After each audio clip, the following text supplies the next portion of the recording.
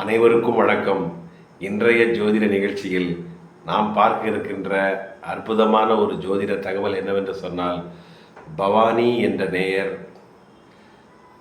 ஆந்திர மாநிலம் சித்தூர் என்ற ஊரிலிருந்து கடிதம் வாயிலாக தன் ஜாதக சம்பந்தமான குறிப்பினை அனுப்பி அவர் தம் ஜாதகம் சம்பந்தமாக சில கேள்விகளை கேட்டிருக்கிறார். அவருடைய கேள்வி என்ன, அதற்குரிய பதில் என்ன, பரிகாரம் என்ன என்று பார்ப்போம். ஐயா, என்னுடைய பெயர் பவானி. நான் 17 செப்டம்பர் 2005 பிறந்தேன். காலை 9:06 பிறந்தேன். நான் தற்சமயம் படித்து கொண்டிருக்கிறேன். என் பெற்றோர்கள் எனக்கு திருமணம் செய்ய வேண்டும் என்று ஆசைப்படுகின்றார்கள். எனக்கோ மென்மேலும் படிக்க வேண்டும் என்ற ஆசை இருக்கிறது.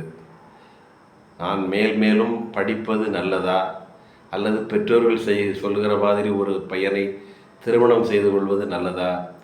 நான் எந்த முடிவை எடுத்தால் என்னுடைய எதிர்காலம் நன்றாக இருக்கும் என்பதை தங்கள் வாயிலாக கேட்க விரும்புகிறேன் என்று எழுதியிருக்கிறார். அதற்கு என்ன பதில் என்று பார்ப்போம். பவானி, நீங்கள் 17 செப்டம்பர் 2005 பிறந்துள்ளீர்கள். காலை 9:06 பிறந்துள்ளீர்கள். உங்களுடைய வயது 20 வயது முடிந்து விட்டது. 21வது வயது நடைபெற்று கொண்டிருக்கிறது. நீங்கள் சதய நட்சத்திரம் கும்பராசியில் பிறந்துள்ளீர்கள்.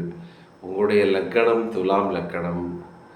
உங்கள் ஜாதகத்தில் லக்கணத்தில் சுக்கிரன், 5ஆம் இடத்தில் சந்திரன், மீனத்தில் ராகு, மேசத்தில் செவ்வாய், 10ஆம் இடத்தில் சனி, சிம்மத்தில் புதன், 12ஆம் இடத்தில் சூரியன், கேது, குரு. இதுதான் உங்களுடைய ஜாதகம். இப்பொழுது உங்கள் ஜாதகத்தில் நடைபெற்று கொண்டிருக்கின்ற மகாதிசை சனி மகாதிசை நடைபெற்று கொண்டிருக்கிறது.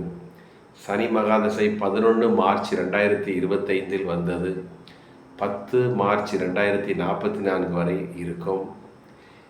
நீங்கள் கும்பராசியில் பிறந்துள்ளீர்கள். வயது 21வது வயது நடைபெற்று கொண்டிருக்கிறது.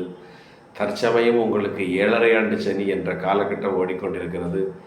7.5 ஆண்டு சனி 2027 கடைசியில் தான் முடிவடைகிறது.